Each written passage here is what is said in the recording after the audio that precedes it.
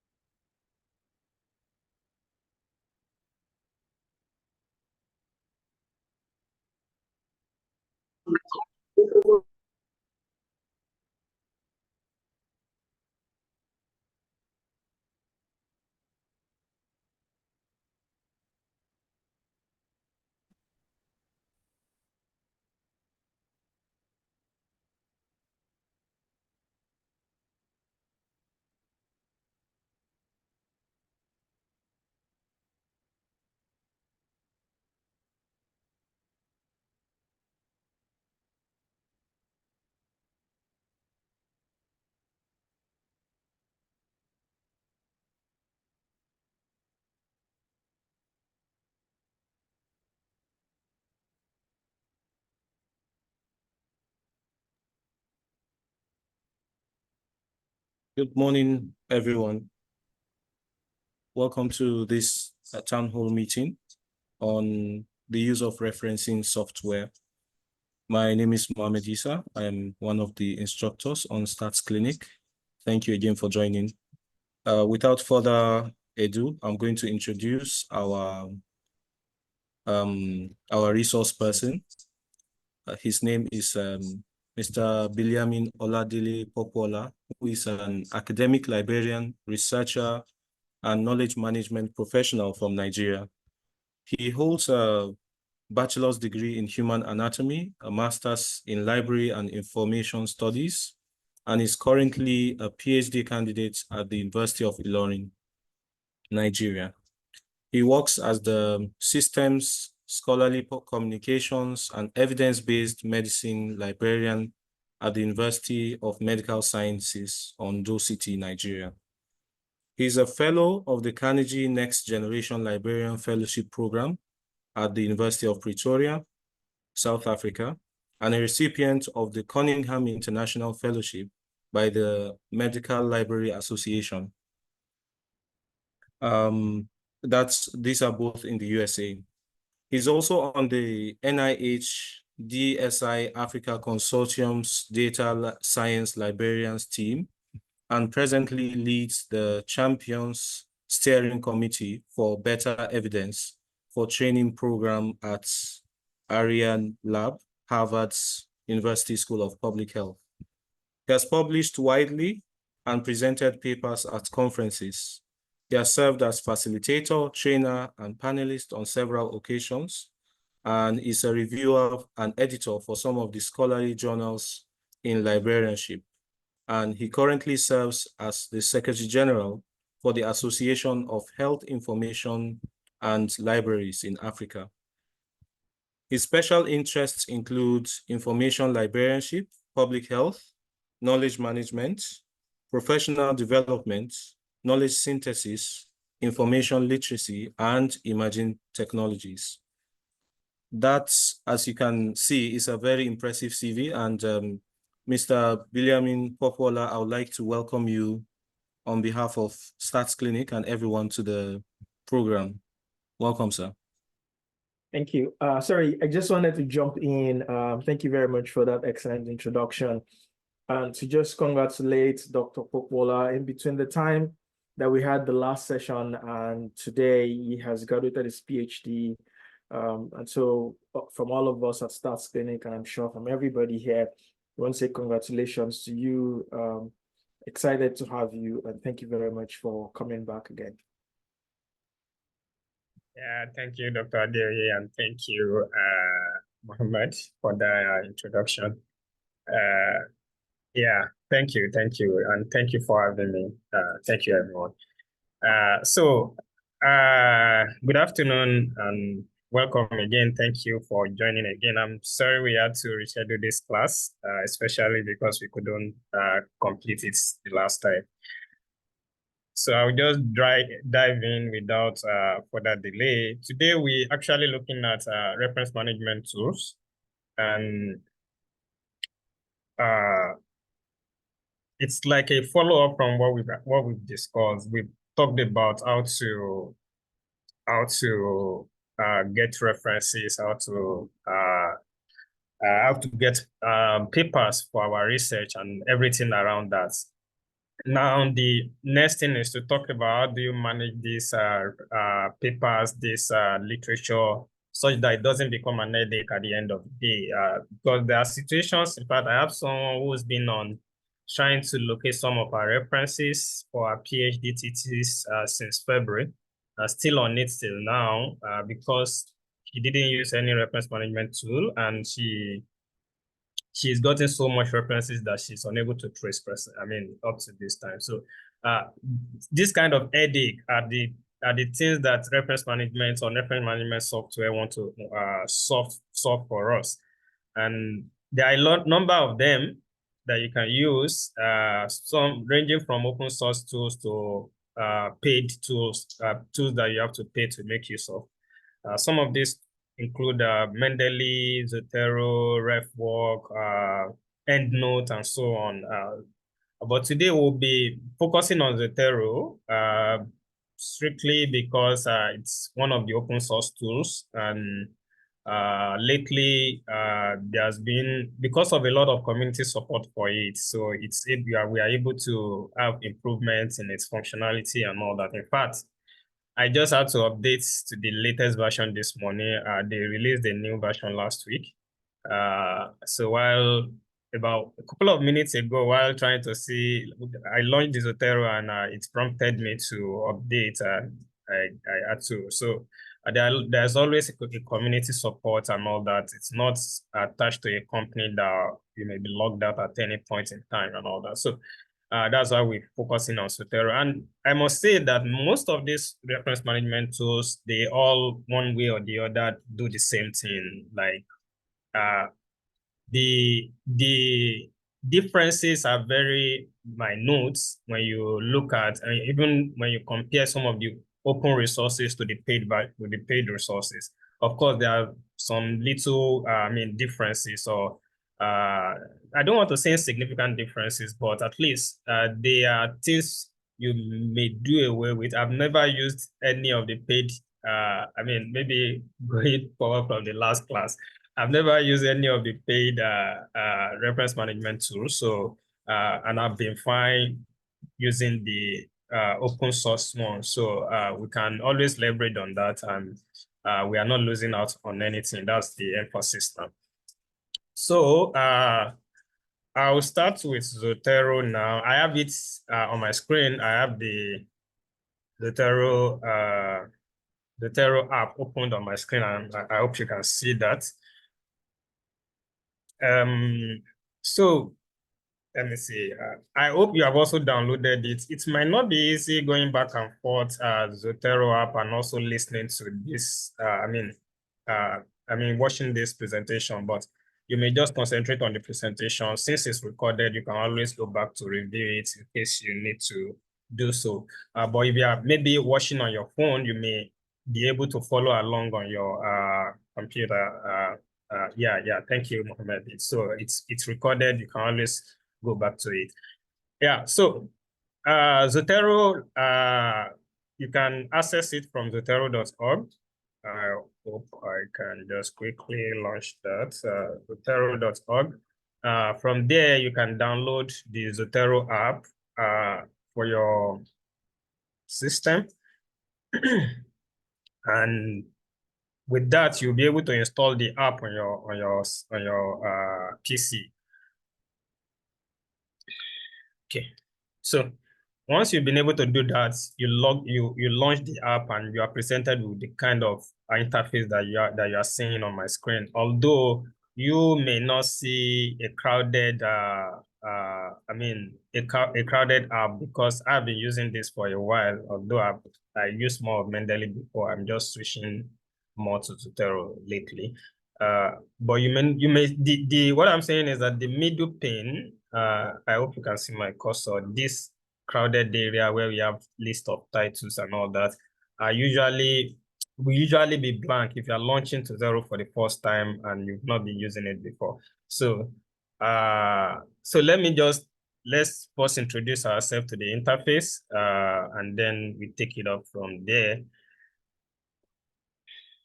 Okay, so what we have on the screen, I hope you have the latest version and you are seeing what I'm seeing on your own version. If not, I think there isn't much difference in the look, even if you have the old version installed, I mean the earlier version installed, but this version was released last week. The update for this version was released last week, and the interface seems more attractive and maybe yeah, more attractive. Yeah, just all this update that just pump things up a little. Okay, so we have 3 pins. As you can see, we have the left pin on this side. That's like a colon, like 3 colons on the screen. This is one side, the gray area here, that's the left pin. We have the middle pin in the right at the center, and then we have the right pin. I believe you can see that on your screen as well. If you are following, and if you are not, that's what you always have when you launch the Zotero app. So the starting from the left pane, it helps you, this pane helps you to manage and organize your references, what you are bringing into Zotero.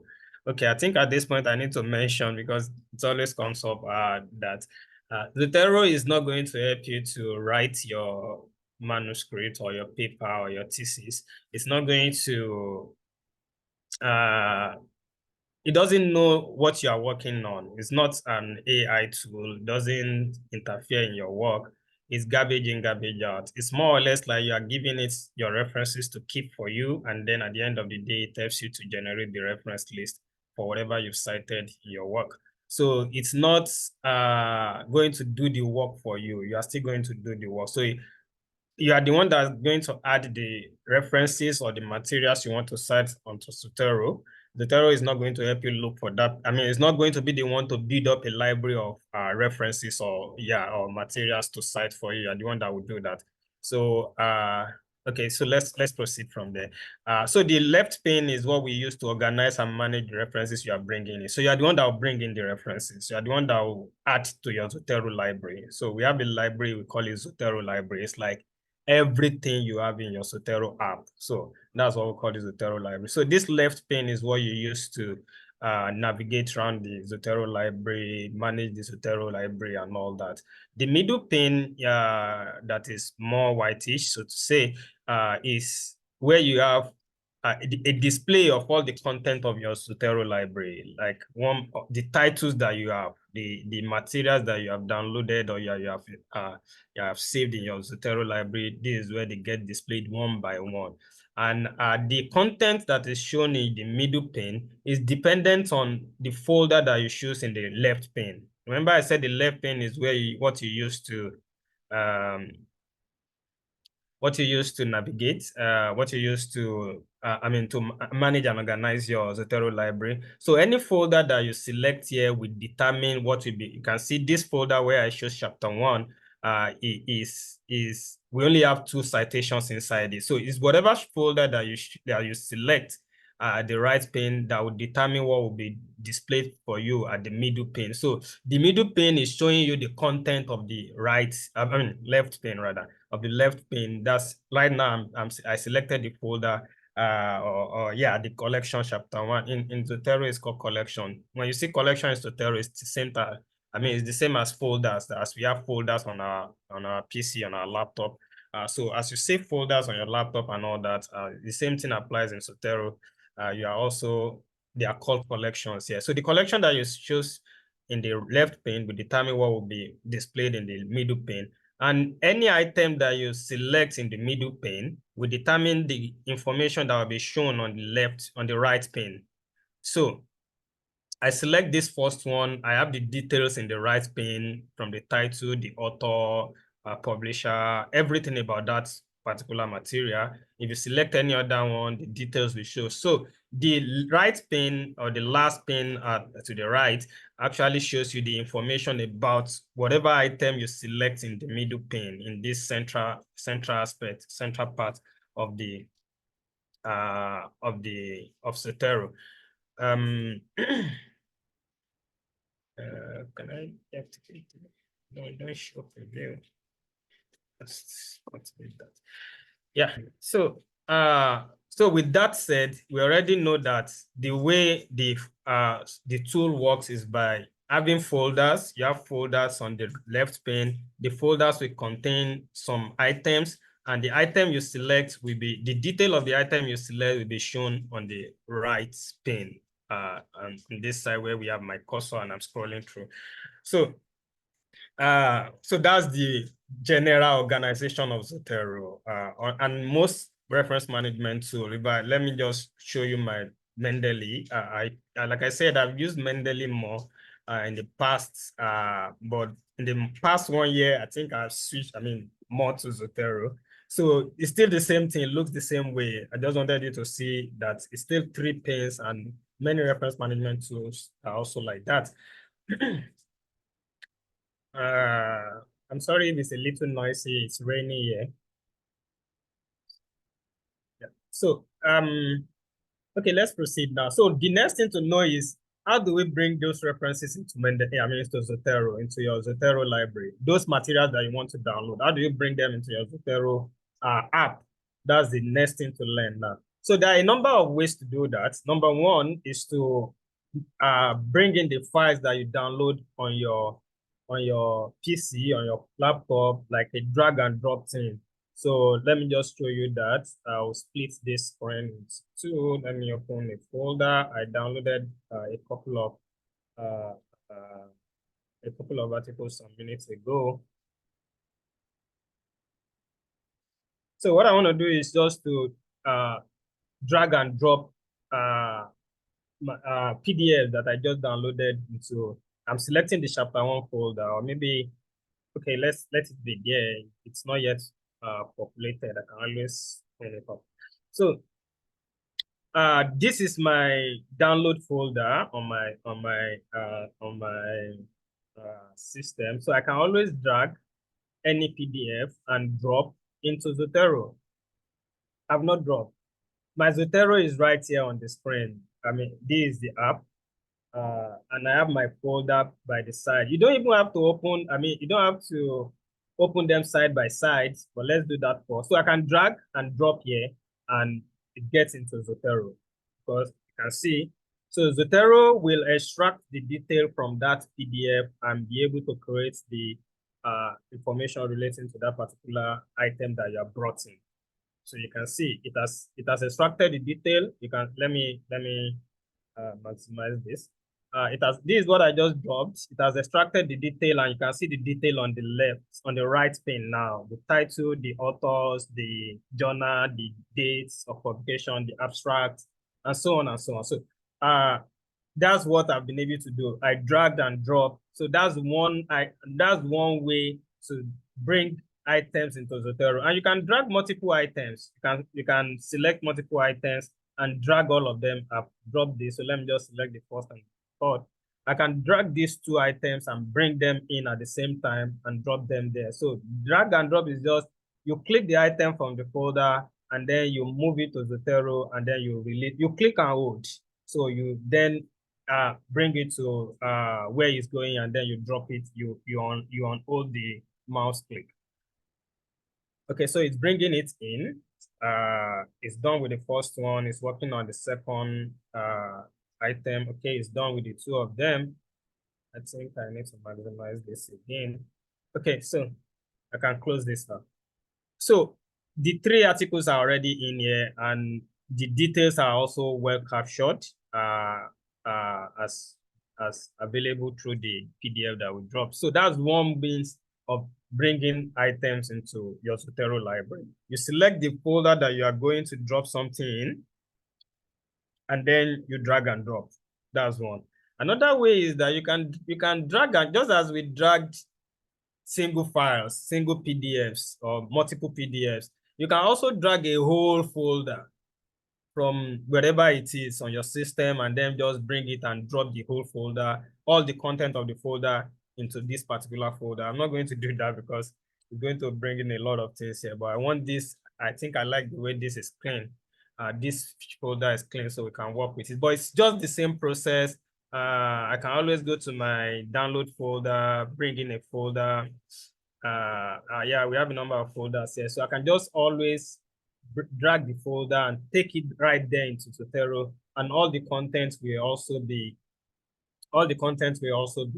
brought into my Zotero library. I hope that is well taken.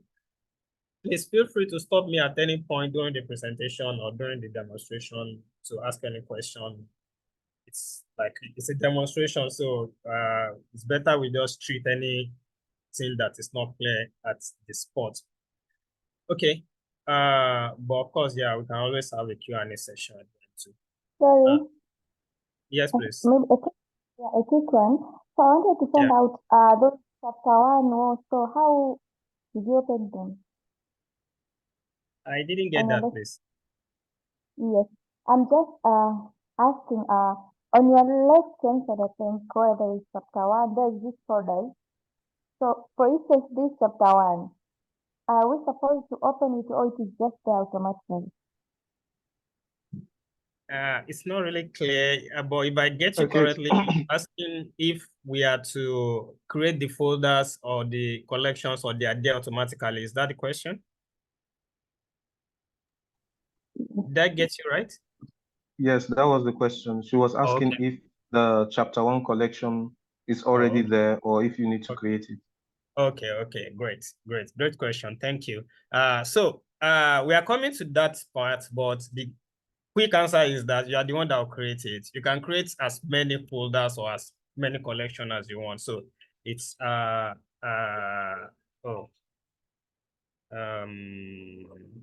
just a second, please. Let me just inform this person now.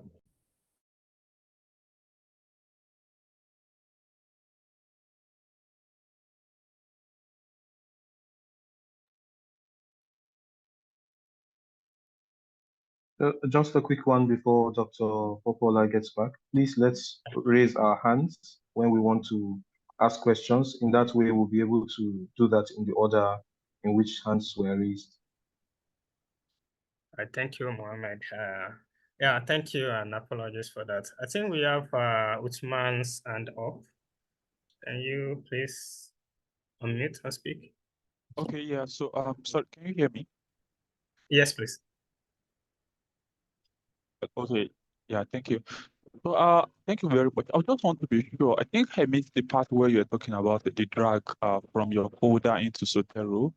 I didn't get that perfectly. I don't know if you want to create like maybe a few seconds to do that again. I'm sorry, please. Okay. Thank you. It's fine. Yeah. Thank you very much. So I'll quickly go to my, why are you stopping the screen? Go to Google Scholar, download a couple of, okay, let me take this. A couple of PDFs from Google Scholar. I think we went through this the last time, so I don't need to explain. What I'm doing is just to get some PDF downloaded so I can quickly repeat what I've done. So download and download. So just two of them, two will be fine. So what I said was that you already have some articles downloaded on your system, as I'm doing now. And then you want to bring them, the PDFs, you want to bring them into the Zotero library. So one way to do that, as we explained, is to go to your download folder or wherever that particular material is. Right now, I have it in my download folder. These are the two latest articles that I downloaded at the top. So all you have to do is just to click and hold on it so you can drag it. So I've clicked on the first article and I've not released the click on the mouse click. So then you can drag it to wherever, just as we move things around on our system, you can always drag this particular file to anywhere. So I can also drag it to my Zotero library. The Zotero app is down there. Let me on click. Okay, I dropped it there. So what happened was that as I clicked on the material, I moved it to the Zotero icon in my taskbar down here. So that's made it to open it. I've not put it there. That's why it's not opening yet. Once you move it, the other time what I did was to open the folder side by side with Zotero. Yeah, this was what I did. I have the folder here, I have Zotero here, so I can just drag and bring it here and drop. But I also said it the other time that if you don't have to open the two of them side by side, you can also just click on the file, drag it to the Zotero icon, the app will launch, and then you take I've not released the mouse click, I'm still holding on to it. So you bring it to the Zotero app, and then you release. So once you release the mouse click, it brings that particular PDF into Zotero, and you are not the one to bother about the cataloging or the details of that particular material. Zotero will extract. You can see immediately it has extracted the detail from that PDF, and all the details are already showing on the left. So let's move on, please. I hope that is taken. We can come back to it if it's not yet clear, but I believe it should be clear by now. Yeah, so we've learned about one way to bring materials into our Zotero. Another way by which we can do it, as I also said, you can also drag a whole folder and drop into this Zotero library. That's second. And also you can search for materials with the identifier, maybe by with this button at the top. Look at like a magic wand, something like a wand, something. Yeah, so you can also always click on it, enter the ISBN of the material you are looking for, the DOI, PMDI, PMIDs, and things like that. All these identifiers, you can use that to also excuse me. Excuse me. You can use that to also bring in materials. So once you put in a DOI here, let me just get a DOI of Google Scholar. Let's assume we want to bring this MDPI article into okay, so this is a DOI for this article. I'll just copy the DOI. That's in a situation where I don't want to download that material on my laptop. I just want it to come into the Zotero library, so I can always enter the DOI and then click enter. Then Zotero will help me to, you can see it has immediately added. This is it progressing towards something. You can see the article progressing towards environmental health targets in China. So it has already added it here. The details are already right here on the right pane. So so that's another way. 3 ways now: drag and drop the file, drag and drop the folder, add by identifier.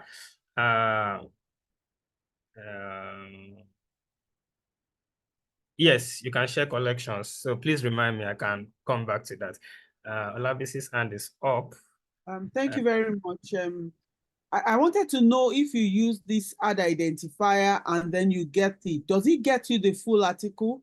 Can you use it to get full article if you have maybe the DOI or the PMID? Okay, thank you. So what Zotero does is to look for the metadata, the bibliography. I mean, basically, what it does is to look for the bibliographic details. That's what we have on the right pane here: the author, the title, the publisher, the date of publication, abstract, and all that. But Zotero also goes a little extra mile to look for any article that is available, and if that article that you have added, if it has an open access full text. So if it does, Zotero will add it alongside. That's why we have all this arrow next to each of these entries. So if you click on the arrow, you can see all I did was to supply the DOI. So it got me the metadata, which is this one highlighted blue. But down inside that item, it also got me the full text. So I can click on this full text and open it. It's right there in my Zotero library. It has downloaded it. So what Zotero does is to look for let me close this, is to look for the article that you have added or the item that you have added. If it has a full text article that is open access, Zotero will add it immediately to to the item for you. But if the article is not available in open access, Zotero will not be able to do that. So it will only give you, it will only add the bibliographic details right there for you. And then if you need the full text, you can always find it one way or the other. Okay, let me see. I wanted to also know that, does it mean I have to be connected to the internet? Okay, yeah. So if you have to use the identifier tool, you have to be connected to the internet. But the other one that we did, that's the drag and drop of the folder or the file. You don't need internet. Oh no, you still need internet for it to extract the. No, you don't need internet for it to extract the graphic detail. It will extract it from the folder. Most of what you will do with Zotero, you wouldn't need it to be connected to the internet, except at this phase when you are adding items and all that, and that will only be necessary when you're using identifier or you're using the next one we'll be talking about, that's Zotero connector. So that's when you'll be needing internet. So it needs internet when you're using identifier, because definitely it has to be connected to reach the whatever identifier you are supplying. But if you are bringing in PDF, you don't need to be connected to the internet. All right, yeah. So we've talked about probably 4 ways. Let me go to the next one, which is using what we call the Zotero connector.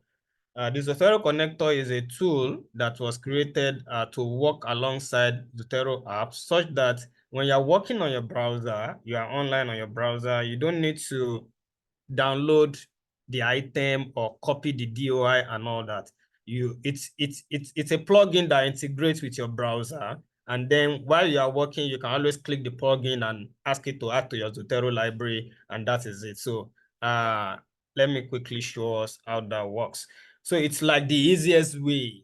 You are on your browser, you are working, you don't need to download anything, just click the plugin, it adds it to your library, you can continue doing your work. You don't even need to come to Zotero library to confirm whether it's there or not, it's already there. So okay, I wanted to show us how to do that. So in on the Zotero app, under the tools, you'll see install browser connector. In the earlier version of Zotero, you see it as Zotero connector, but in this newer version, the newest version, you see install browser connection. So once you click from the tools menu, once you click on install browser connection, it launches the web page for you where you can download it. So what happens is that from where we clicked install browser connector, it will launch the page on your default browser. For instance, there are people, maybe during trainings, we've seen people when they click that, it opens maybe with Edge browser, or maybe another browser that it's not the browser they use every day. So that's not a problem. But what happened was that it opens with the default browser that it saw on your system. So, but you can always copy the link right here. Right now it opens with my Chrome browser.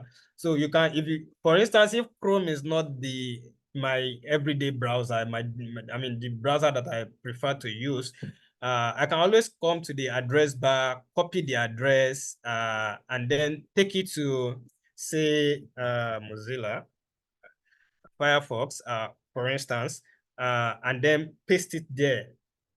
No, please. Paste it there. Paste the link there and press enter. So with that, it will open the page again, and then it will have recognized it as Firefox.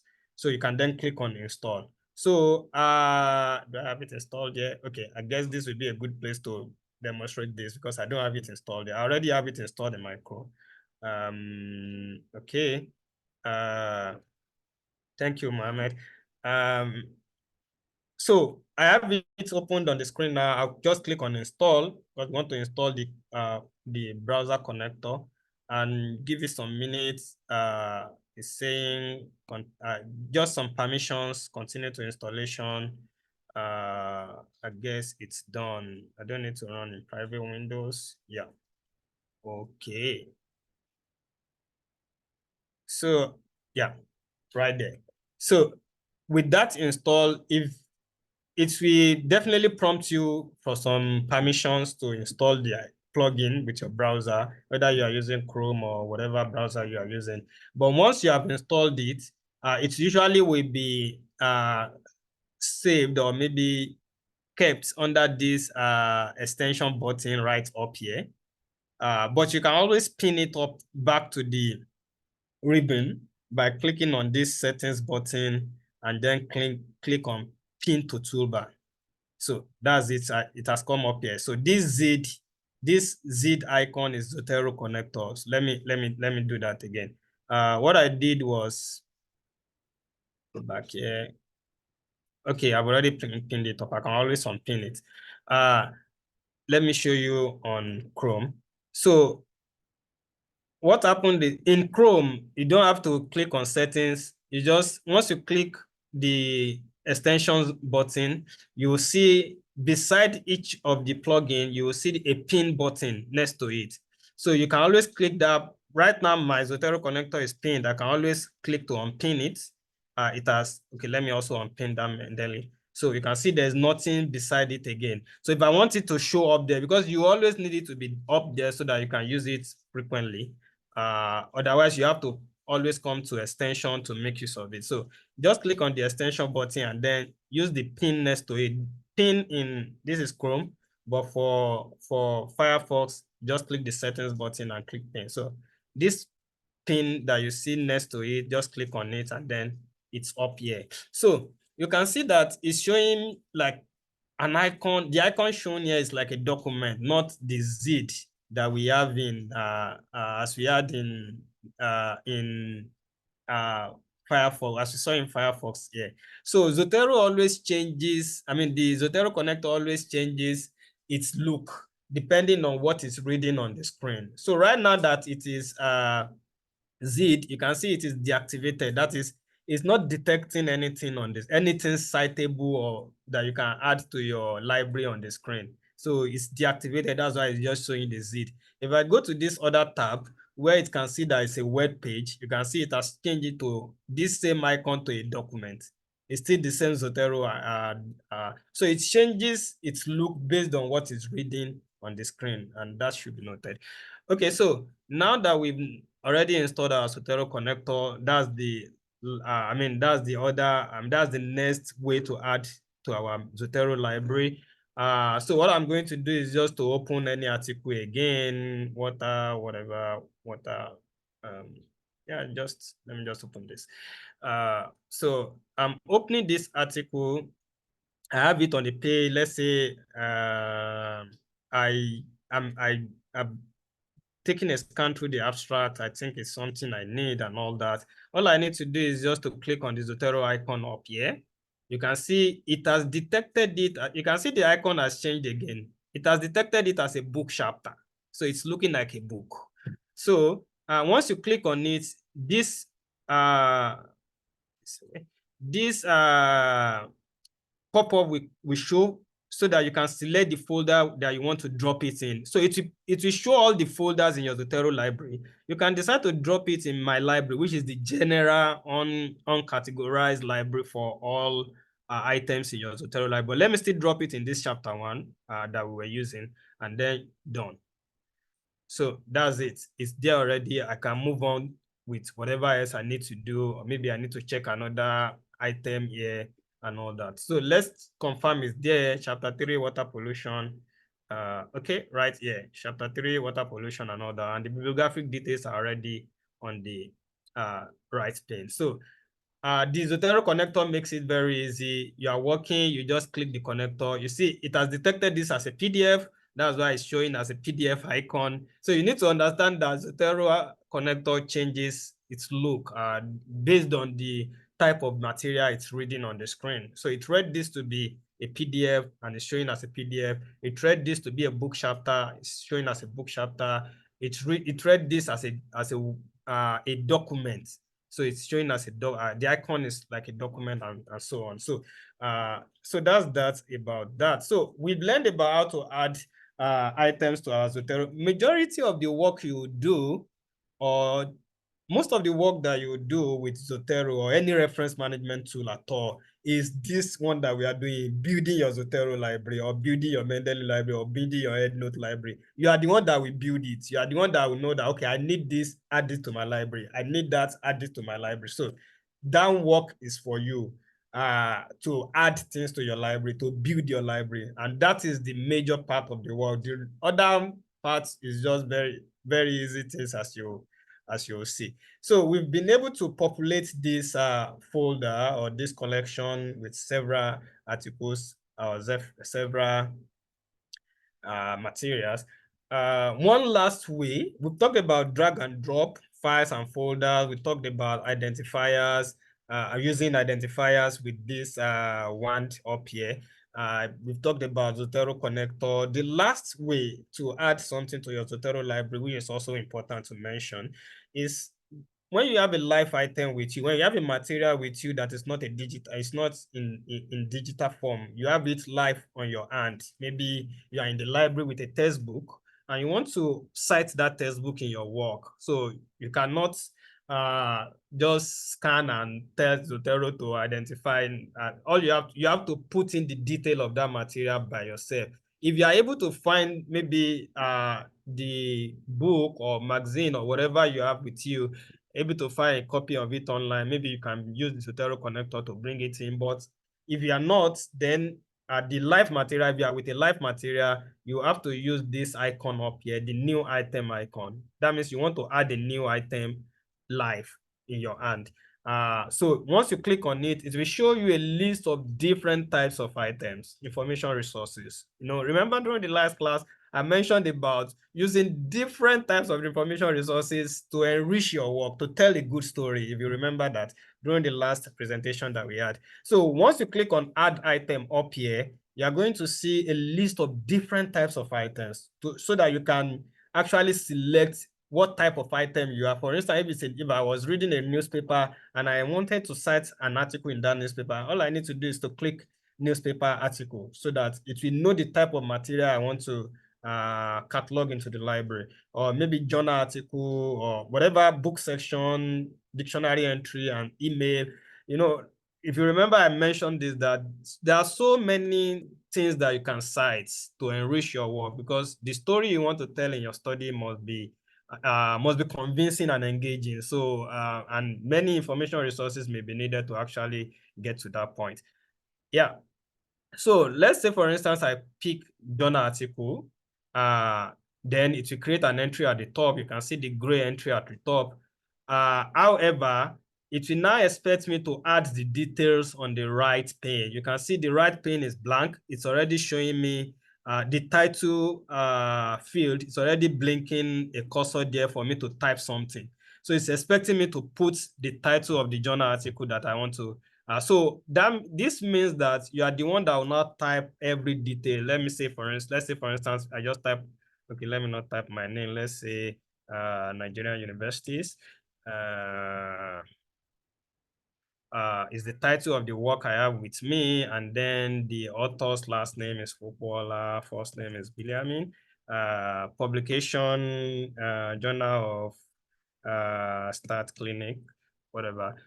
Volume 2. So you are the one that will now add all these details as much as you want, because it's not compulsory that you add everything. It's not compulsory that you fill all the fields. Once you click on any field, it will be activated and you can type whatever you need to type there. But it's not compulsory that you fill all the fields up. You just, as much as you can, as much as it's necessary, you fill it up, and then the entry is there. You can see it's right there in my Zotero library. So those are the ways to bring in materials into your Zotero library. Okay, we have, I see Joachim asking, how do you change reference type? For instance, if you prepare Vancouver and all that. Okay, we're coming to that, please. Reference type will deal with that when we get to where we are using it, that is on Microsoft Word or on your Word editor, where you'll be using Zotero, where you'll be citing. Yeah, so we've covered the issue of bringing materials into your Zotero library. You have started building the library. So one question that was asked, I think by Olabisi or someone, was that how do we, this left pane, are the folders there by default, or you are the one that will create them? So I answered that you are the one that will create them. So that brings us to organizing your Zotero library. all these things, if I go to my library now, for instance, you can see there is a lot of items in my library. This is everything in my Zotero library right now. So all these things is the folder my library at the top is it brings up everything in your Zotero library. But it won't be nice working in this kind of library, I mean this kind of folder, because it's too crowded. It's too, I mean, you might get lost trying to find something and all that. That's why it's necessary for you to get yourself organized. Just as we organize things on our system, we organize materials into folders. It's the same principle that works here.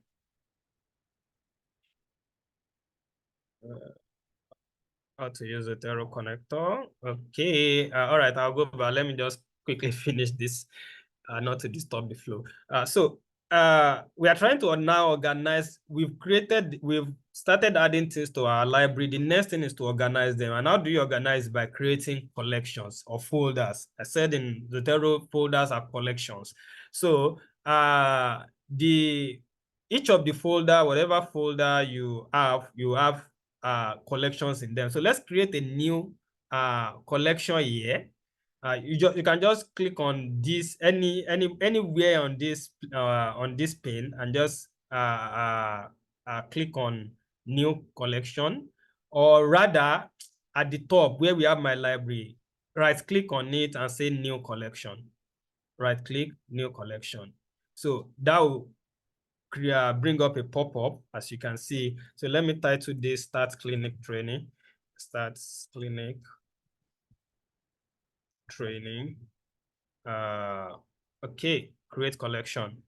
So the folder is there, Start Clinic Training. So you are the one that will create as many collections or folders as you want. Like I said, I switched more to Zotero in the last, I've always had Zotero, but I've not really used it until the last couple of months, or maybe latest by last 1 year. I've used more of Mendeley, and you'll see my Mendeley library is much more crowded with so many. For each project, I create a folder or a collection, and also there'll always be subfolders. For instance, my PhD work, I always have subfolders for chapters.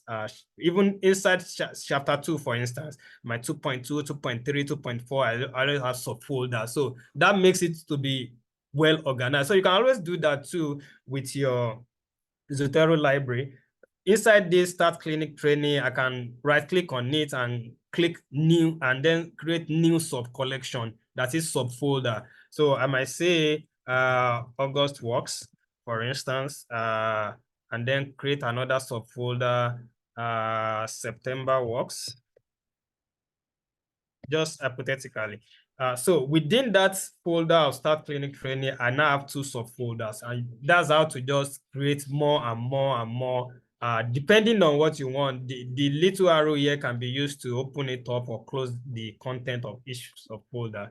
And the more you need, the more, there's no limit to how many the number of collections you can actually create. So another thing to note is that you can also move content from one folder to another. For instance, I have this content in my chapter 1, folder. Then let's say I want to take this for I'm selecting multiple files, multiple entries now by holding on the control button. If you just click on one entry, it will just select that one. But if you want to select multiple items, just press and hold the control button of your keyboard, and then you can always select multiple entries. So I've selected 4 entries there. All I need to do is just to drag and drop them in the folder that I want. So I've clicked now, I'm moving them. You can see I'm clicking and holding. Click and hold those 4 items that I selected. So I now need to take them to where I want them to be, which is, let's say, this August work subfolder under Start Clinic. So you can see my cursor is on it already, it's highlighted. I'll just drop it there. And then when you go there, the 4 of them are there already. So you can always move, even from my library, I mean the general my library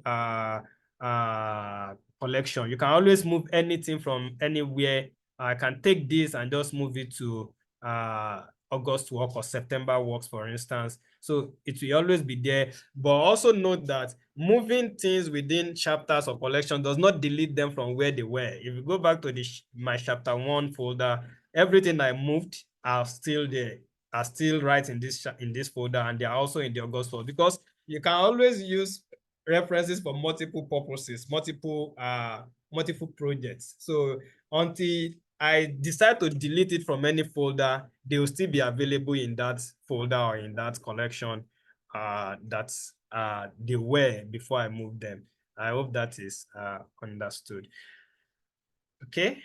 3 minutes. I think we are doing good. All right.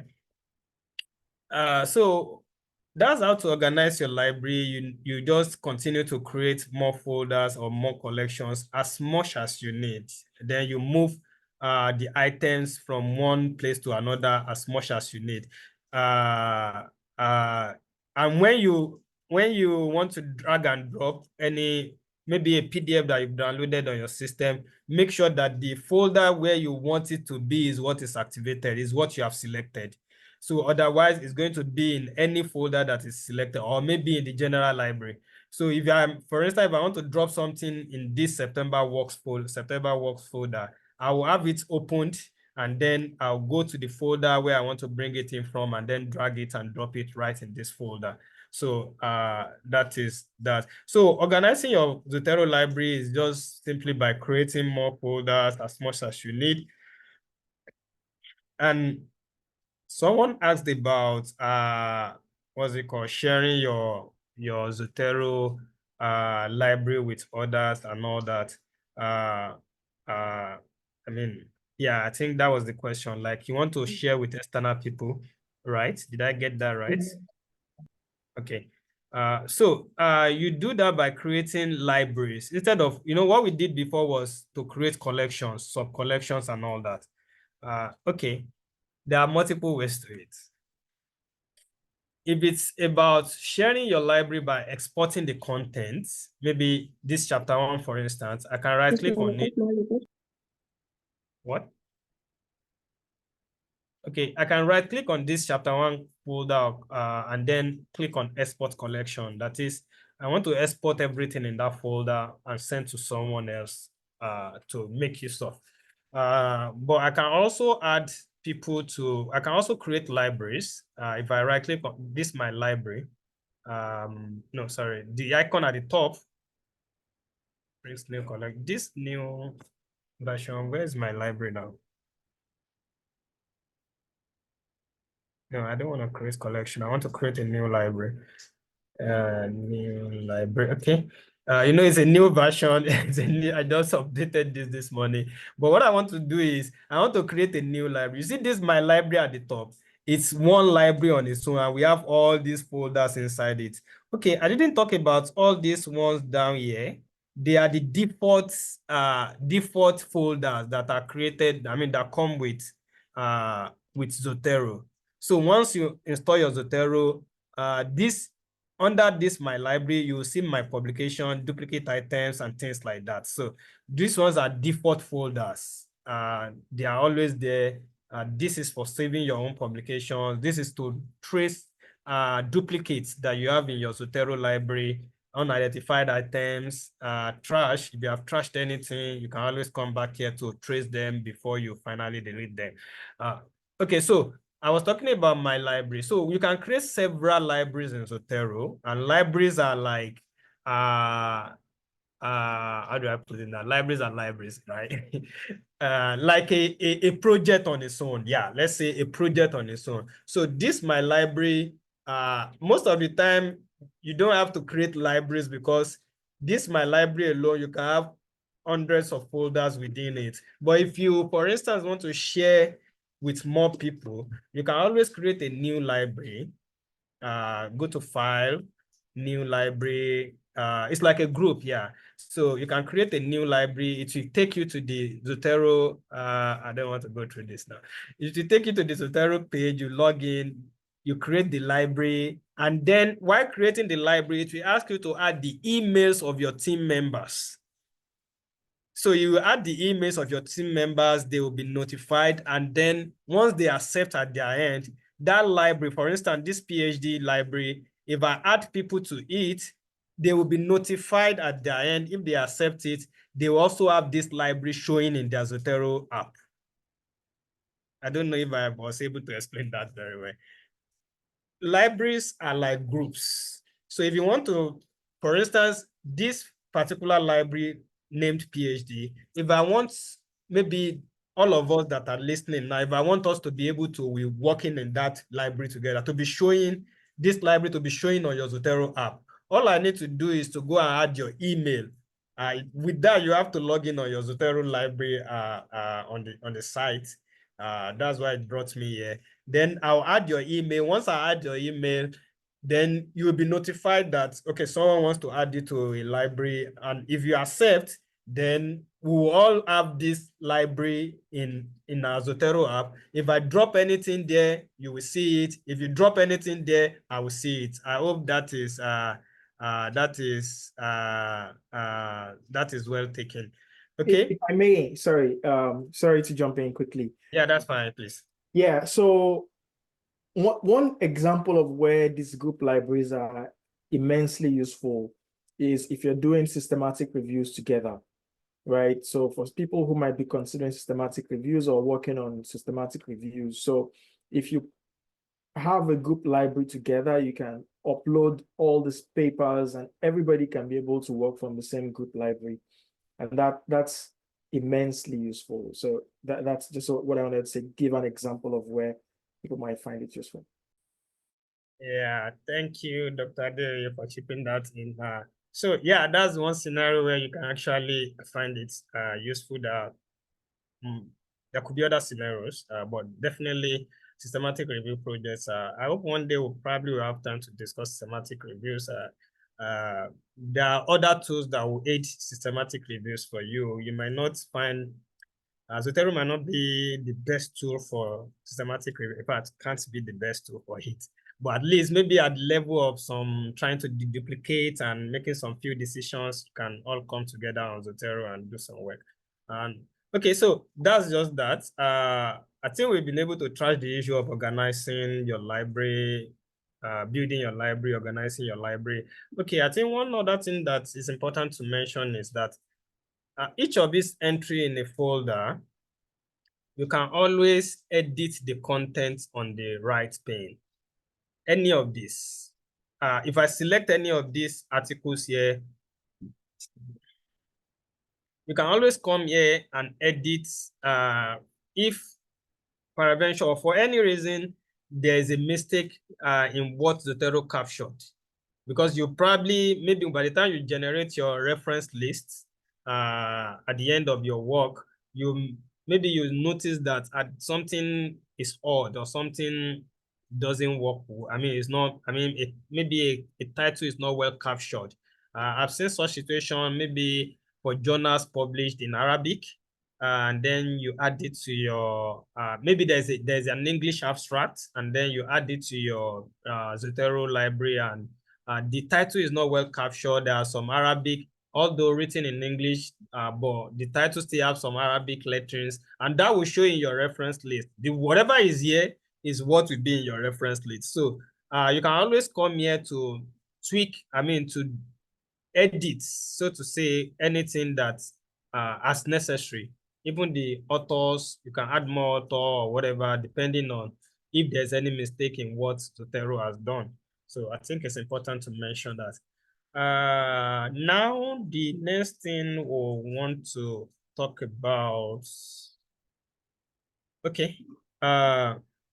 Okay, let's quickly explore the use of PDFs. I said the other time that Zotero will help you to add PDF to each entry if it's able to find the full text PDF. Or if you imported the PDF like drag and drop, what we did before, drag and drop PDFs, that PDF will also be added to each of the entries. Under them, once you click on any of these arrows, you'll be able to see if there's a PDF for that particular item. So when you click on that PDF, Zotero also works as a PDF reader. So it opens the PDF for you and you are able to read through it. But an advantage here is that you are able to highlight, you are able to note something. For instance, at the top here, you can see a number of tools, the draw button, the underline button. You can underline a text. Let me assume I want to underline this. You can underline it as you are reading, just as you interact with your PDF. You can highlight any text at any time. And one thing that I find useful is the notes. This notes button, this notes tool. You can always add notes to, for instance, if I click on notes, I want to add the notes. Let me scroll down a little. I want to add the notes here. Yeah, so I can always add, maybe this will be useful for my methodology. I can always add methodology in this note. And the advantage of this is that you can also search your notes. I'm coming out, just a minute. Whatever. Okay, so I've added the notes here. Methodology.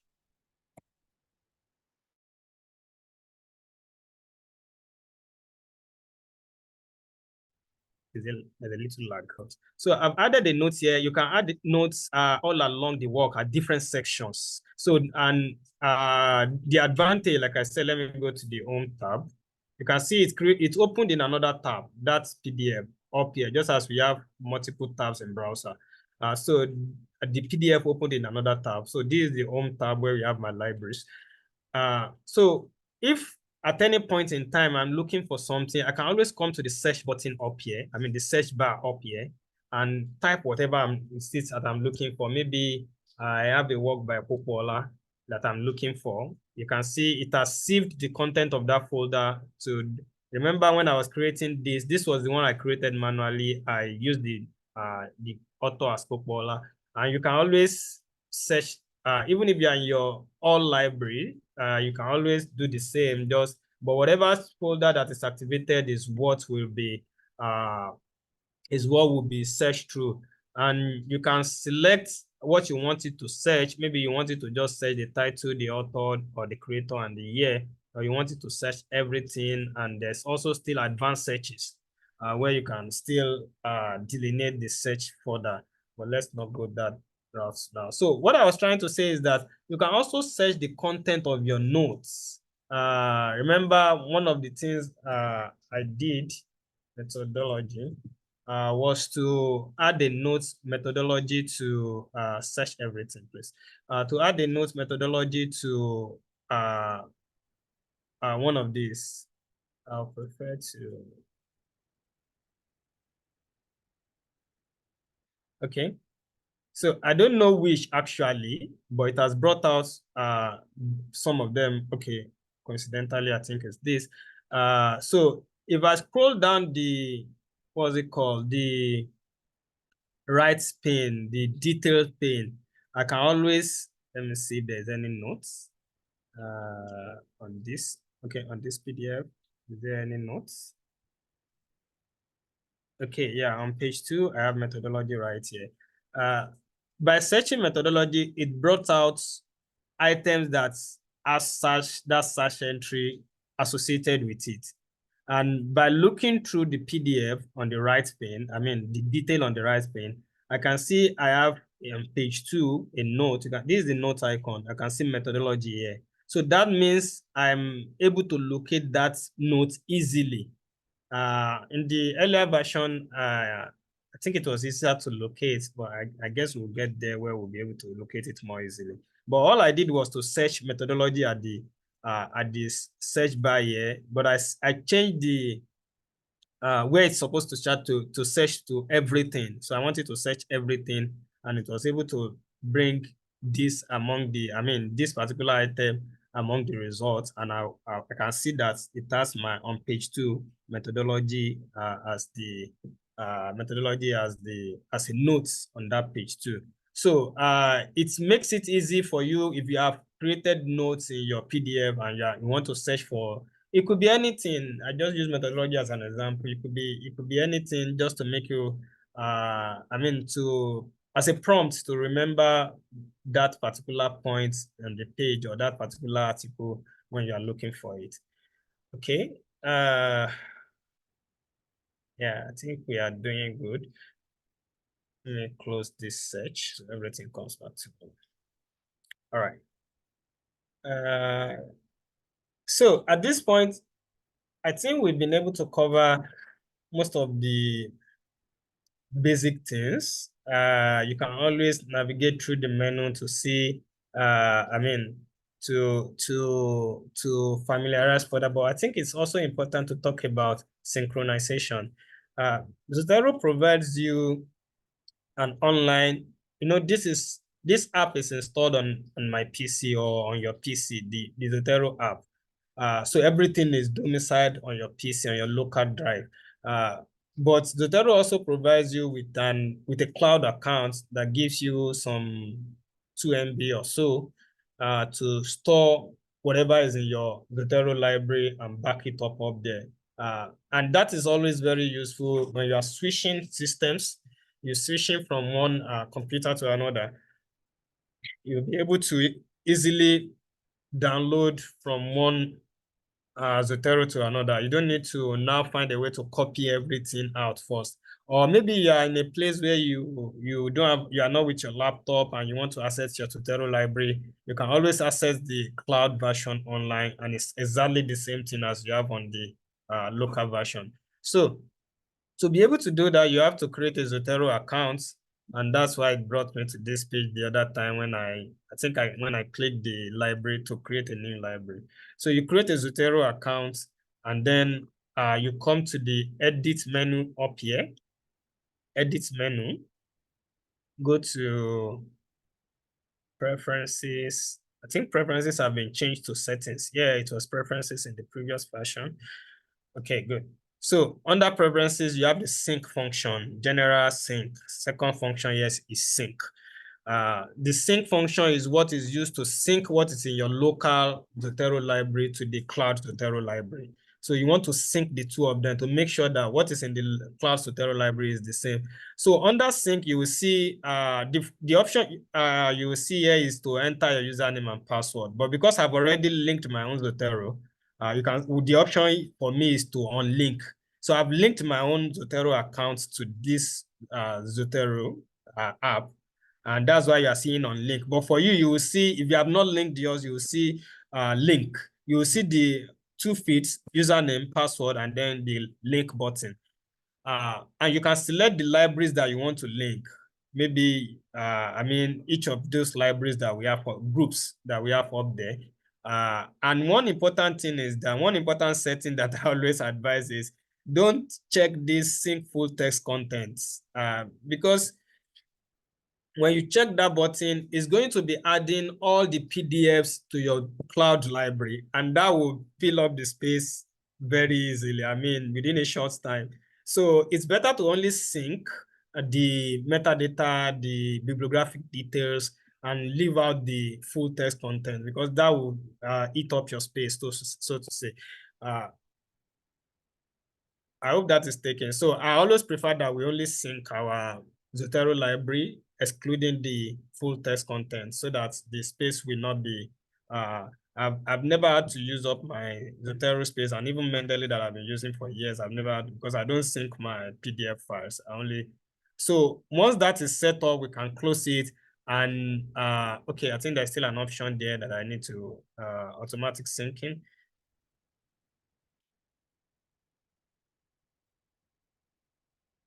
Not seeing that now. Maybe it's already in the older, in the earlier version, there's a button for sync automatically. Maybe you want it to be syncing automatically. Okay, it's there now. That's sync automatically up there. Yeah. So sync automatically means that you don't have to be the one to prompt it to sync. Every time you launch Zotero, it will sync with the cloud function. But if at any point in time you want it to sync, and you want to be the one to, maybe you just added some things and you want it to immediately sync to the cloud library, this button at the top right corner that looks like 2 arrows facing up and down, that's the sync button up there. So you can always click on that and it will sync your offline Zotero library with the online Zotero library. Of course, you will need internet to do that. I've explained the situations where you need internet and where you don't. Okay. What am I missing out? I guess I don't know. Okay, so at this point, the next thing is to go to where we are going to use all this, which is Microsoft Word for me. So I'll just launch my Microsoft Word, and once you've installed, what's it called? Zotero, your Zotero library is already synced. I mean, your Zotero app is already integrated with your Microsoft Word. If not, there are some steps to take. I think I'll come back to that. But usually, when you install your Zotero, make sure your Word app is closed. By the time you launch your Word app, you'll see a Zotero menu up here. Usually, if it's, I think, Office 16 upwards, or if not Office 16 upward, maybe you'll see it as an add-on. You'll see an add-on, and under that add-on, you will see Zotero plugin. So it's already up here for me as a Zotero tab.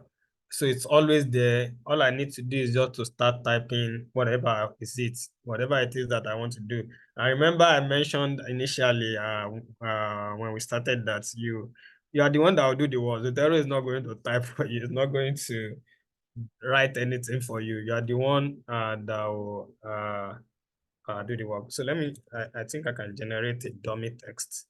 Yeah. So I just generated this dummy text for us to work with.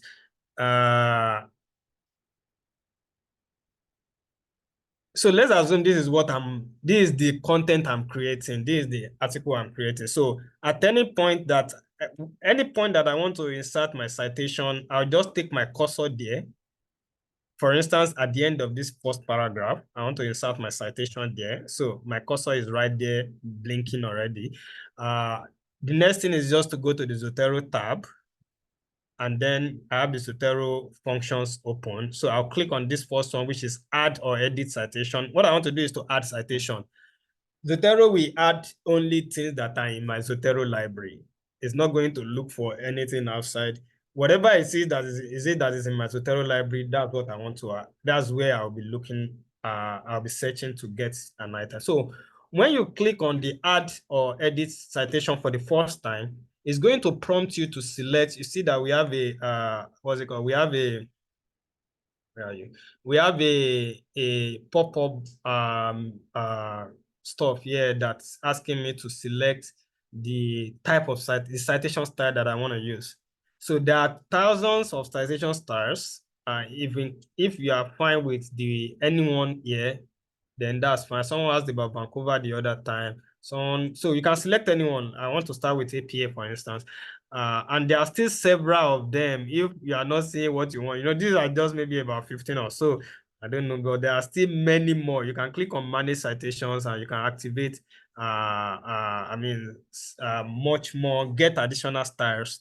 Like I said, there are thousands and maybe hundreds, but I think the citation styles are up to thousands. So you can see 10,489 styles found. So you can search for anyone, maybe for your institution, if it is recorded. For instance, if you are in a prestigious institution, if there's a particular style that you use, you can search if possibly you are able to find it within Zotero library. So let me close out this. Okay, so when you click on that for the first time, add or edit citation, it's going to ask you to select the style that you want to use, and then you click on OK. Then it's going to bring up a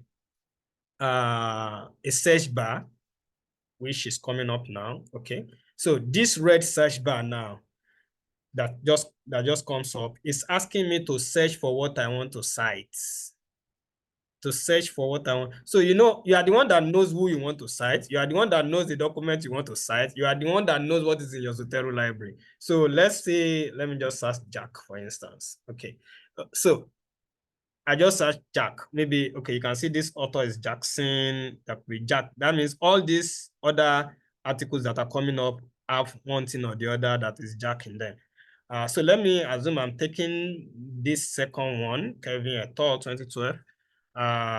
So I've selected that. All I need to do is to either click this arrow or just press enter. Oh, okay. My cursor has moved to this middle. I thought I had it placed here. Maybe while moving around, the cursor has moved here. You can see Kevin et al. here. So let me do that again. Control C. Let me bring the cursor back here. Add or edit. You can see now it's not asking me to select citation style again because I've selected what I want to use. But you can always change at any point in time. You are not logged in to any citation style. So let me take Jack again. Kevin et al. Enter. Okay, so I have Kevin et al. 2012 here inserted by my Zotero from my Zotero library. So let's add more citation. I think there was a question.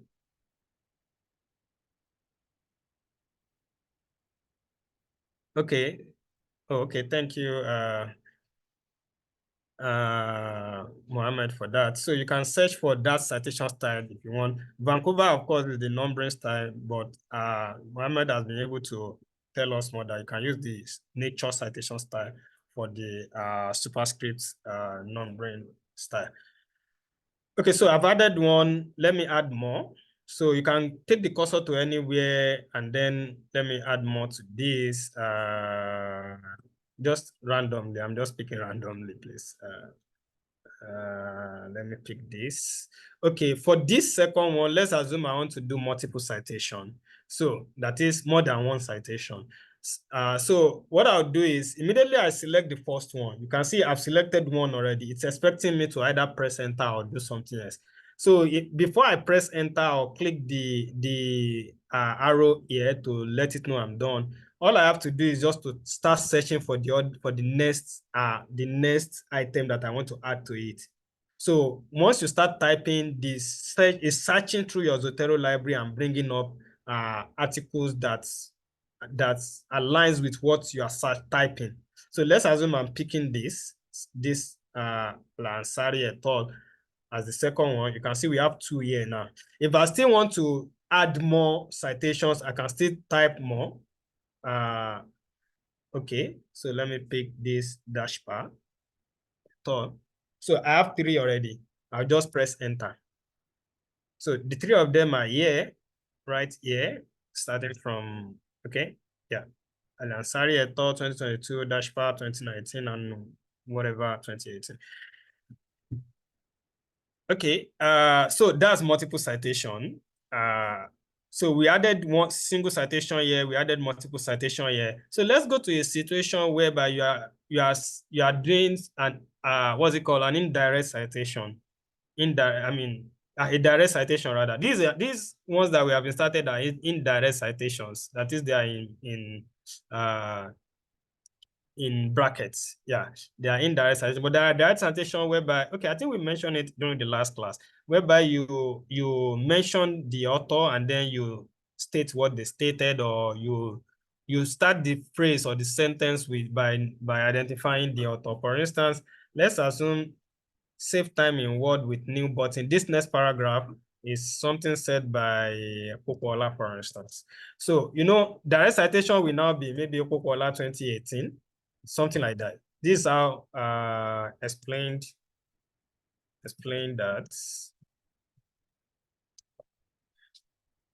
you can save time in Word. Okay, so yeah, the sentence flows now. So I'm the one that just added this. This paragraph started from save time in Word with new buttons and all that. But I've just added this Popoola 2018 explain that you can just to make it flow like that. So this is a direct citation, as we explained, or an integral citation. I think I explained this during the last class.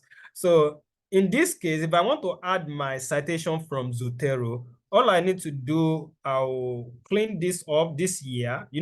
All we need to do here is to insert the year. You type the name by yourself. Then let me clean this year up and leave my cursor there. Then I'll go to the add citation button. Let me search for Popoola. I think we added one Popoola. Okay, let me pick this one at the top.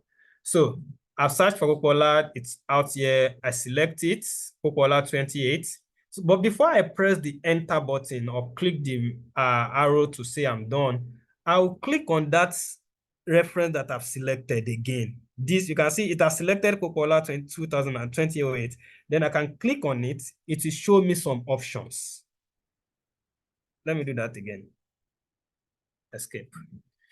Okay, so I want to put a direct citation here. Popoola 2008 explained that you can save time, whatever. But that 2008 is the citation. Popoola is just the text there. So I want to insert that 2008 here. But you know, the citation we will insert now will not have a name. It's only the dates that we want to, that will be showing in this, because we are using upper style. So all I'll do is just to click on the add citation, and then I search for Popoola just as we do when we want to add citation. I select the one I want, say this first one. But before I press on enter, I'll click on that reference again, that citation that I've selected. I'll click on it again, and then to show me some options. One of the options that we have here is the omit author button, this checkbox. So if I click on it, I'm telling it that it should omit the author name, which means I want to cite it as just the date. Then I can press enter and only the year will be inserted. So it has been inserted and it's captured as Popoola 2008 already. So when you want to generate my reference list, it's going to be among the references that I cited. Okay, so there could be situations when you need to edit a citation. You can just click on it. For instance, all these multiple ones, or maybe this curving that we added first, just click on it and go to that. You can see that button is add or edit. So click on it, click on that add or edit button, and then it will come back. So maybe you want to add more citation to it, or you want to do anything to that citation, you can always do that. And in case you want to, okay, let's generate our bibliography first. That is our reference list. So I'm bringing my cursor to the end. Let me create a title, references. I want all my references to be generated down here. All I need to do is just to come to this second button on the Zotero tab and click add, this add bibliography. So just click on it and skip. Put your cursor where you want it to be and click on add bibliography. So it generates the bibliography for everything you have cited, the references, and they are formatted according to the style that you have chosen. What we are using now is 7th upper, I guess. Okay, so that's the magic there. Even if you have 100 pages, 300 pages, and you've inserted citations all along, the moment you place your cursor somewhere and click on add bibliography, everything. So you are not looking for any citation. The citations are there in text, and then the references are generated. So there won't be a situation that this citation is here, but it's not in the reference list. No, that is not possible.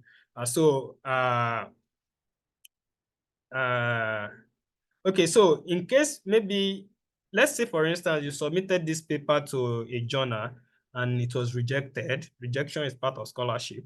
It was rejected and you need to send it to another journal, but the journal, for instance, now requires you to use another citation style. And that's part of the advantages of using a reference management. There are manuscripts that I've abandoned because I didn't use reference management tool to build them, and they were rejected. Now that I want to send it to another journal, the journal now requires that I use another style. It's laborious for you to now go back and start formatting. For instance, if I have to format this back to maybe Vancouver, which is a numbering style, it's going to be laborious, and I mean some kind of hard work which I may not have time for. So, but if you have used a reference management tool, all you have to do is to go back to your document preferences up here. That's still under the Zotero tab, document preferences. Then you can change. Let's say I'm changing to Vancouver. Then you select it, and everything will automatically. It's formatting. Yeah, you can see it has added the numbers. This is 1. This is 2 to 4. This is 5, and the references will have also been formatted according to that style. So you can change to, for instance, we talked about nature the other time. Just go to that document preferences, nature, and then okay. So it's reformats. The document, you can see we now have superscript as numbering right here where we have all the citations. So it makes it easy for you to just easily change your citation styles. The citation style that you want, and then do some editorial work that you want to do, and then revision that you want to do, and then send it back to the other journal or for whatever purposes you are doing that. Okay. Am I missing out anything? Okay, let's take some questions. Usman. Yes, okay. Thank you very much. Very interesting. I just want to be sure. So I have a question. So the first question is, if you are not using how do you want actually install Zotero on Word documents as this? Remember, in most cases, one needs to like do a bit of subscription and all that, and not everybody have access to doing that, right? So that's my first question. So the second question is, if you're not using Word document and then you want to use Zotero as your referencing manager in other files, are there other, maybe you're using Google Doc, is that possible? So that's my second question. I don't know if you get it. Yes, I do. The second one was about Google Doc, right? Exactly. If you want to use Zotero in other formats of writing. Thank you. Yeah. Maybe we should just take all the questions. I think we have some other hands up. Yes, can I speak now? Yes. Yeah, thank you very much. I just want to ask that if you are doing your referencing, are we copying the referencing on all the references on the separate Word document, or when we have the work itself, that's where we are going to do the editing? You get what I'm saying? Sorry, I didn't get it. If you want to arrange if you're at the references stage now of your work, now you have all the references in the Word document separate from the work itself, or you are going to do it where you have the old work. Okay. All right, thank you. What I'm asking that is that, for Vancouver now that use number, if you copy the references alone out of the old work, how is the references in the body of the work going to change to number if you don't do it together? Okay. Okay, all right. Do you still have one more hand? LBC? Thank you very much for this. I wanted to ask this question. You know that sometimes when you, for example, if you're using Mendeley, and then you have everything in what we call a Mendeley field. Okay. I don't know if that applies to Zotero. And if you make amendment, for example, if you make amendment, maybe you're supposed to write 6 authors and a toll if you have multiple authors more than 6, and then the reference manager makes you write 3, you understand, and you needed to maybe do any form of editing. You know that if you use Mendeley and the thing is still within Mendeley field, if you make any adjustment, it's going to reverse it. So I wanted to know whether Zotero also puts things in Mendeley field and you need to export out of the field. For example, if you're submitting a dissertation. Okay. Thank you, Anova. Okay, thank you. Let me see. All right, I guess those are the questions we have for now. So, to the first question, which is about Zotero integration with the app, with your word editing app. It happens. Zotero does that automatically once you install Zotero. Once you install Zotero, it integrates automatically with whatever word app or whatever word editing app it finds on your system. If it was not able to do that, it's going to alert you immediately you launch Zotero. It's going to alert you that it's not able to integrate, and that will happen if you have your Word if you have a Word document opened when you are launching Zotero for the first time. If you have a Word document open, you are going to have that error. It's going to tell you that you should close your Word document and then relaunch Zotero. So the integration is going to happen automatically. That's for apps that are installed on your system, your word editing app. But for maybe you want to use it with a tool like, I don't think there's a Zotero integration with Google Doc yet. I don't know about that. I've not used it. I've not heard of it. I've not used it. Sorry, Zotero is integrated with Google Docs, please. Oh, great. Great. So there are many Zotero and Paperfile. Those are the things you can use on Google Docs. Great. I know Mendeley was not integrated, but I've not used it with Google Docs, but we've learned now that it's integrated, so you can exploit it and you can easily make use of it. Okay, now I think something flashes into my head, whether I think I've seen that before somewhere. But yeah, now that we've been rescued, that you can use that on Google Docs. Someone asked about, okay, when you have your references on a separate document, usually you generate your references right within the document where you have the citations. I can't go to another document, for instance, this is a new document. I can't come here and ask it to insert bibliography. You can see the error. There's nothing to insert. This is a separate document on its own. So let me close this. If I'm going to insert a list of references or bibliography for any work, it has to be right inside that work. If I need to copy it out, I can then highlight and copy it to wherever I need to copy it to. That is fine. That is fine. So, I mean, maybe for whatever reason, I need to copy it to another document. I can highlight the references and copy them out, and then I'll be able to do whatever I want to do with it. I think that's also linked to the last question, if I get it correctly, about the document being linked to Zotero feed or Mendeley feed. That is, this document is linked to the app, the Zotero app. So if you send this out, there could be possibility maybe of some of the citations having issues. That's why we have this unlink button up here. If you still under Zotero, you see the unlink citations. So that removes all Zotero feed codes. That is, it unlinks this document with, it's like you are detaching, like, okay, when we give birth, we detach the child we cut off the umbilical cord. So you are cutting off the umbilical cord. You are saying, okay, this document is now standing alone. That means you cannot generate a new bibliography into that. That document is now free from Zotero app. So that's why we have this unlinked citation here.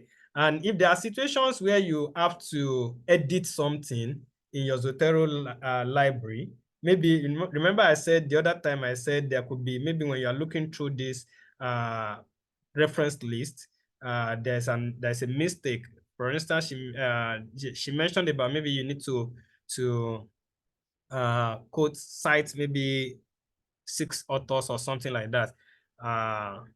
There are, I mentioned the other time that there are rules for every citation style. Let's say we are using APA, for instance. APA 7 doesn't require you, even anytime you have more than 2 authors, it's a toll. It doesn't require you to go, what's it called, more than 2.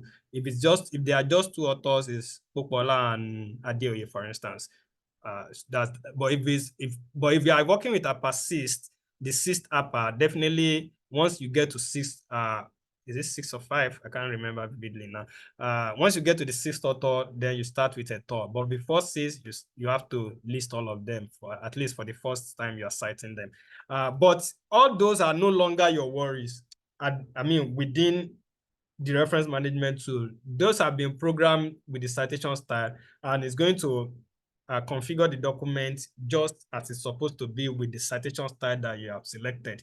But just as we said, in case you notice any mistake, you just have to go back to your Zotero library, find that. For instance, if I have a mistake with this Kelvin, Kelvin Oganetaka and Jackson, and I want to add something to that, maybe that reference, maybe there's an issue with that reference, I'll just go back to my Mendeley library, Zotero library. I don't know where it got it from. I didn't select the folder while searching, but I can just search Kelvin.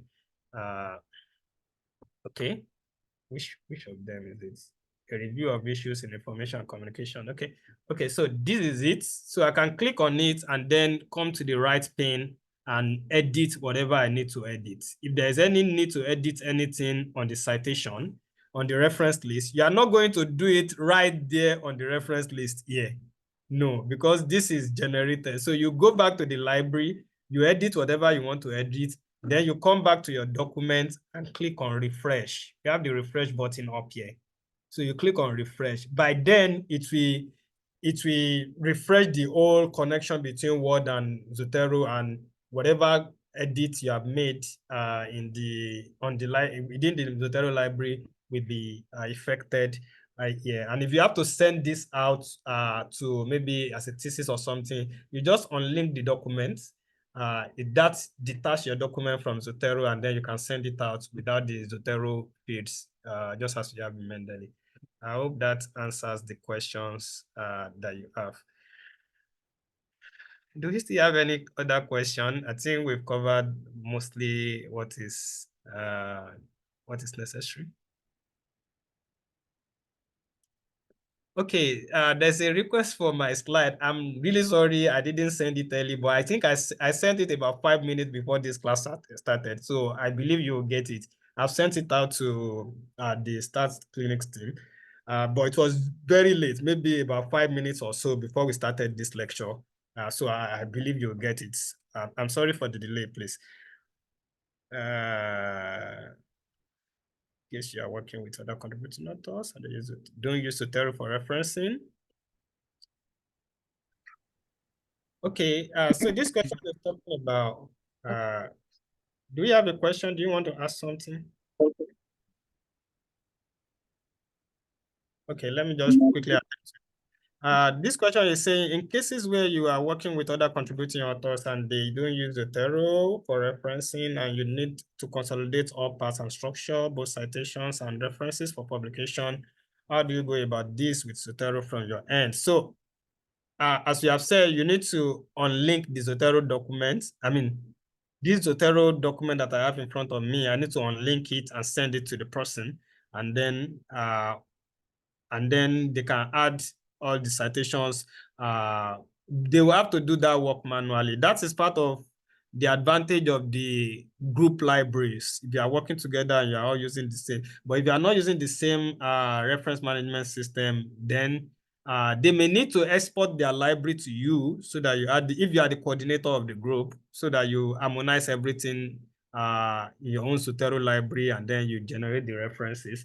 But if that is not the case, that you are not the coordinator and maybe the person has to do it manually, you just unlink the citations, so you free the document from Zotero fields and then you send it.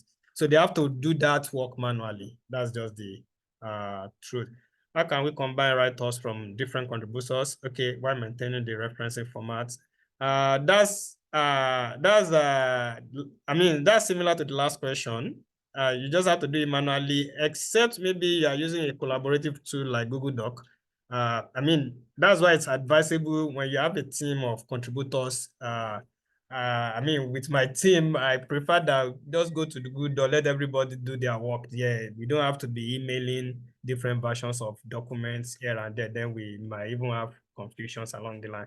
So I mean, good enough that we have Zotero integration with Google Doc. So you can always integrate your Zotero. There are many plugins. If you go to the Zotero, let me close this. Zotero app, go to tools. Yeah, you see the plugins. There are many Zotero plugins that you can explore them. That will make life easier for you. So you can always explore them. And I think that's where you'll find one of the ways to integrate Zotero with your Google Doc. So if you are working as a team, it's better to use Google Doc or maybe any other collaborative. We are not advertising any tool here, but any other collaborative tool that everybody can work simultaneously and asynchronously. You don't have to be together. You can be together at the same time, or people can work differently at different times, but you still know that you are working on a single document, and there won't be, I mean, I published papers that I have collaborators from different parts of the world, and we are all working on a single document. Sometimes we meet ourselves online. Everyone is doing their own thing. You are writing on your section, they are writing on their section, and there won't be any confusion. Okay, thank you for this lecture. Okay, all right. How can we integrate Zotero to Word? It's automatic. Yeah, if there's problem, why? Because Word is open, just close the Word, close the Zotero, relaunch the Zotero, it will work. Yes, I think this has been answered. In cases you are working with, okay. All right, I guess we have, you mentioned you are using Zotero Mendeley before. Is there drawback? Okay. All right. Well, I wouldn't, okay, let me say that there were some drawbacks that, or are they really drawbacks? Or maybe I shifted attention to Zotero. But the drawback basically was maybe, Mendeley evolved and there were changes, such as the Mendeley manager. I preferred the Mendeley desktop. I was so used to it. The desktop app. In fact, what I still have on my system is Mendeley desktop. And I've conducted several trainings on Mendeley, and I use Mendeley desktop. Unfortunately, when they switched to Mendeley manager, many of the people I train don't have the system, their system configuration could not take it. I mean, the system requirement for Mendeley manager, for instance, you have to be on board Office 16 upward. Many people are still with Office 13 or something like that. So it became a problem. Every training, it's a lot of headache. I mean, so it was, that was part of the reason when Mendeley manager had an issue and we couldn't, there were a lot of issues with integrating with several systems at this end, at this part of the world, in this part of the world. So we had to, in fact, what I did was, they removed the Mendeley desktop download button from their site. I had to archive, I had to archive that installation file somewhere in my Google Drive that I always share with my trainees whenever we have training. So they download that app, that's Mendeley desktop, and not the one on their website, which is Mendeley. The Mendeley desktop app is still working perfectly, but you can't download it any longer. They are no longer it's no longer there on their website, and you the only thing, and the Mendeley manager also requires more access to the internet than the desktop. So these are some of the things that I mean, putting all this together, and Zotero is more open source. You are not I mean, Mendeley is from a company, although it's open source, but Zotero is generally open source more than Mendeley, because Mendeley is controlled by a company and they can switch on and switch off anything at any time. So those are some of the reasons that made me to someone want the Mendeley desktop. Yeah, that's fine. I'm copying your email address now. I will send you the link. So I had to keep an archive of that installation file because it was an issue at many trainings that we had. Okay, so I guess I've attended to that. Do we still have any other question? Let me just at this point hand over back to the team. Mohammed, let me thank you for having me. Yeah. Thank you very much, Dr. Popoola. That was an informative session. I'm sure anyone who has not used the Zotero before can be able to get started having followed this presentation. And for some of us that have been using it already, I've also learned quite a lot of new features, and I'm going to be using them moving forward.